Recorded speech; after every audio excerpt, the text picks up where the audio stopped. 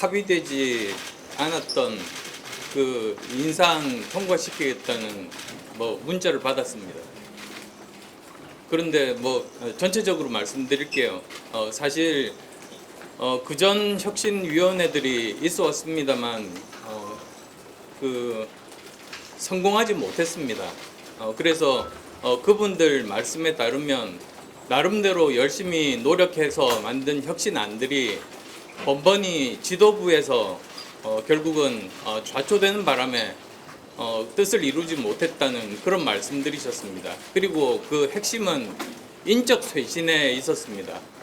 그래서 저는 이번 우리 비대위 이 혁신위는 반드시 성공을 해야 되기 때문에 미리 약속을 받는 것이 옳다고 판단했습니다.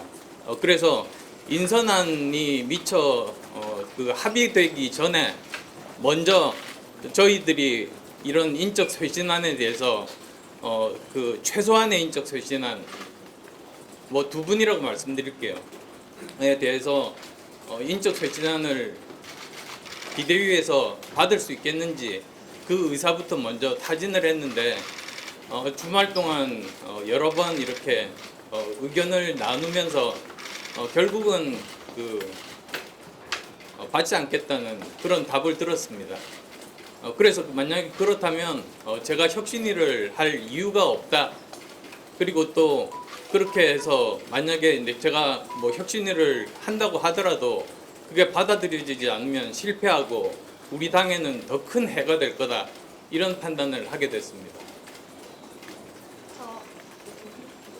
지금 방금 말씀하신 인적 쇄신 대상 부분이 저희가 예상하는 그런 분수령 분들인지 어떤 기준을 말씀하시는 건가요? 지난 대선 기간 동안에 그 뭐 일종의 정치적인 책임을 지는 자리에 계셨던 분들에 대해서 말씀드린 겁니다.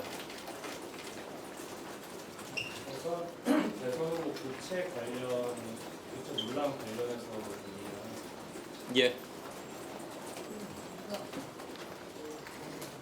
동아일보 기자, 그러면 말씀하셨던 그 인적 쇄신 합의라는 게 이번 그 비대위 인선, 뭐 사무총장이나 정책위장 이런 쪽은 그쪽이 아닙니다.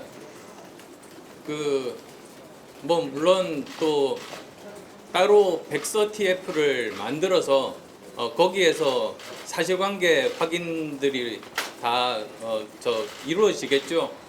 근데 뭐 그 이전이라도 먼저 행동하는 모습을 보이고 사실관계가 나중에 백서를 통해서 밝혀지면서 뭐 어떤 분은 전혀 거기에 관여된 바가 없었다고 한다면 그러면 그분은 또 명예회복할 수 있는 것 아니겠습니까? 그런데 그 전에 중요한 것은 혁신위가 맨 먼저 국민들의 신뢰를 얻기 위해서는 저희들이 제시한 이 인적 청산에 대한 부분 그것이 먼저 행동으로 보여져야지 진정성을 의심받지 않을 수 있고 우리 당도 다시 살아날 수 있다 이렇게 판단했습니다. 네, 한국경제신문 이슬기입니다. 그 인적 청산의 방법론에 대해서는 어떤 부분을 제시하셨는지 궁금합니다. 뭐 그 부분은 그냥 상상에 맡기겠습니다. 비대위에서 거부한 이유를 뭐라고 하면서 거부하는 거예요? 그게 뭐 제가 뭐 구구절절 뭐 말씀드리기는 어려우니까요. 뭐 어쨌든 그런 인적 청산에 대해서는 받기가 힘들다는 입장만 전달받았습니다. SBS 김영호입니다. 오늘 비대위에서 혁신위원 6명에 대해서 의견을 발표하고 한 명만 발표를 보류했는데 근데 그것 자체가 전체적으로 합의된 안이 아닙니다. 그리고 또 분류상으로도 맞지가 않습니다. 거기 이제 보시면 뭐 현역 의원이라든지 원외 당협위원장이라든지 또 비원외 당협위원장 이렇게 돼 있거든요. 근데 그거 자체가 합의된 안이 아닙니다. 아까 비대위에서는 그 조명이 제시한 5명을 다 받은 것처럼 말씀을 하셨는데 그 5명이 제시했던 분들이 아니라는 그 중에서 뭐 최소한 한 명에 대해서는 제가 합의해 준 바가 없습니다. 아마도 뭐 좋게 뭐 말씀드린다면 그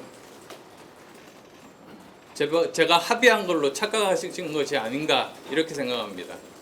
저는 그리고 비대위원 6명 전부 될 때까지는 이 안이 이렇게 비대위에 올라갈 줄은 몰랐습니다. 혁신위원장은 사퇴를 하시는 거예요? 예, 그렇습니다. 혁신위원장 맡으실 때 출마하셨는데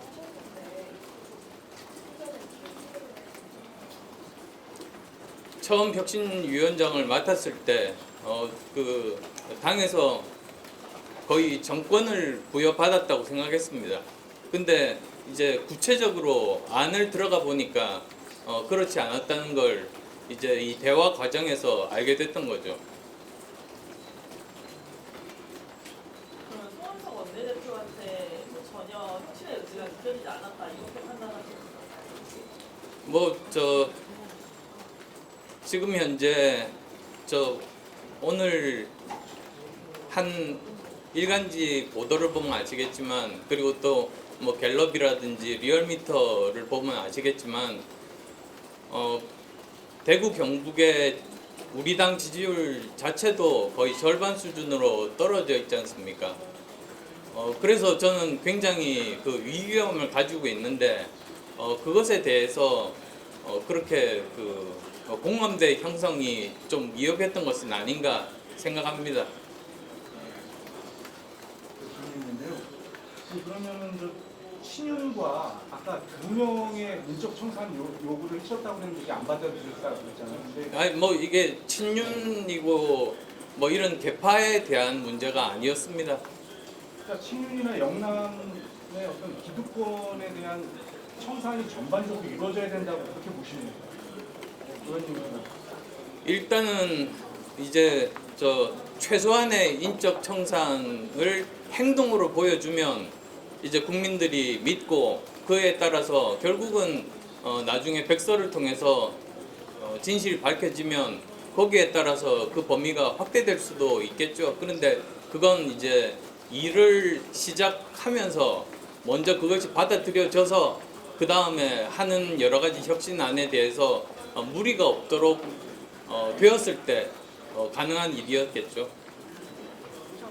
혹시 비대위에서 만약에 의원님께서 말씀하신 걸 받아준다고 하면 좀 봉합을 할 가능성이 있을까요? 뭐 지금까지 여러 번 이렇게 이야기를 나눴습니다만 결국은 뭐 가능성이 없는 그런 시도라고 결론을 내렸습니다. 한 언론에서 이제 위원장이랑 송 비대위원장이 한 스토톤 초선 의원의 인선을 놓고 갈등을 벌였다 이런 그거는 사실은 아닙니다. 그래서 뭐 인선에 대해서는 사실은 그 서로 합의가 되는 사람으로 하자 이런 것이 모여졌습니다. 저는 그렇게 오히려 저한테 정권을 달라고 할 수도 있었겠습니다만 저는 서로 합의되는 사람으로 하자고 했던 이유가 그래야지 또 비대위에서 저희 혁신안이 원만하게 통과될 수 있을 것 아니겠습니까? 그런 의도에서 이렇게 정했던 겁니다. 근데 그런 인선안 이전에 제일 첫 번째 혁신안으로 인적 쇄신안에 대해서 통과할 수 있겠느냐고 물어봤을 때 통과가 힘들다는 답변을 듣고 그러면 그 다음부터는 어떤 혁신들도 잘 이루어지지 않겠다는 그런 생각을 하게 됐습니다.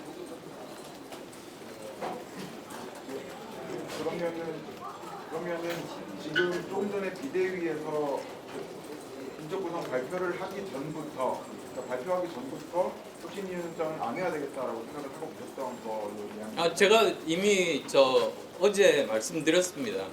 이렇게 된다면 저는 혁신위원장 맡기 힘들다고 이미 분명하게 제 입장을 밝혔습니다. 송원석 대표. 예. 송원석 비대위에서 이렇게 합의 없이 인선을 발표한 이유가 뭐라고 생각하세요? 저는 모르죠. 왜 그랬는지 물어보십시오. 마지막 질문 받겠습니다. 보입니까? 인적쇄신 의지를 계속 이어갈 생각입니까? 그건 지금 현재 많은 국민들이 지금 원하고 계시다고 생각합니다. 그런데 뭐 그 범위를 그렇게 아주 많이 확대할 생각은 없습니다.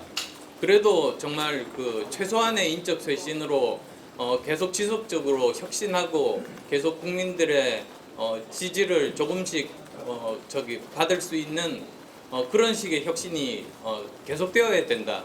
이건 끊임없는 과정이다. 이런 생각을 가지고 있습니다.